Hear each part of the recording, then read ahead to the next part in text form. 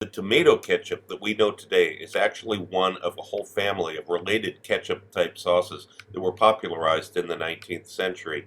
If you're a foodie, you've probably heard of mushroom ketchup now, which has seen some return to popularity lately.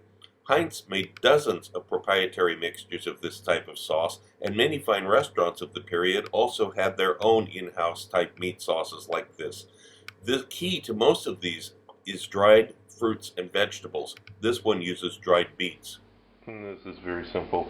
You take your beets that have been washed and peeled already, run them through a slicer at 3mm thickness, line them up on a silicone mat, and then roast them in the oven just like the other vegetables. And you end up with a tray like this. Now, if there's a little bit of overlap around the edges, don't worry, because as they dry out, they're gonna shrink up and pull away from each other anyway. These are going in the 80 degrees Celsius oven with the fan running.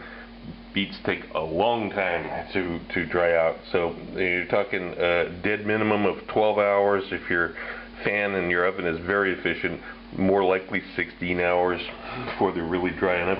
But the good news is you can put other things in the oven at the same time. In this case, I've got these giant Romanian peppers I just picked up, so I'm going to be making more of my own paprika, as you know from my other recipes.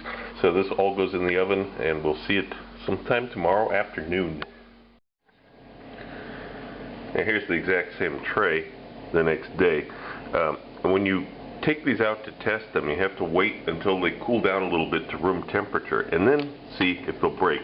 They will be like leathery and flexible during the first few minutes while they're still hot, no matter how dry they are.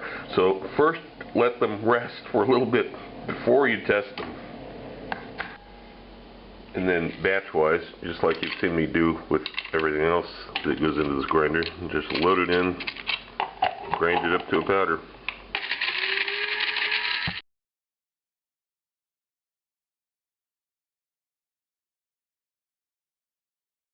I have the tomato passata and most of the other ingredients that were in there. Now I'm adding the anchovy that was rinsed with water and the raisins that were pre-soaked with the vinegar.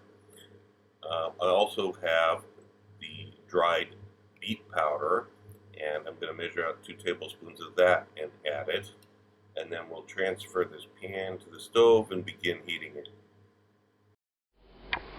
They begin heating on medium number 5 heat, and we don't want to boil this. It causes it to pop and spit all over the stove. Well, just heat it gently. And this is what you want to see. Slow simmer like this. Some bubbles, but it's not frothing over the top or anything crazy.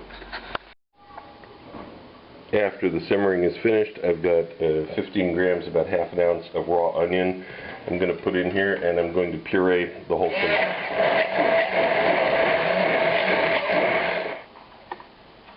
Then you pass it through a sieve, rub it through a sieve, I should say, because it won't just pass through. It's going to take some effort. It's going to take you a couple minutes to get it all through. And eventually you get down to the point where you've got these firm solids that just aren't going through, and that's okay. There's going to be a certain amount of that. Now take a paper towel, wipe off the spatula so you're not contaminating the mixture, and then you go on the bottom side of the sieve and you scrape it off. You get the rest of it out.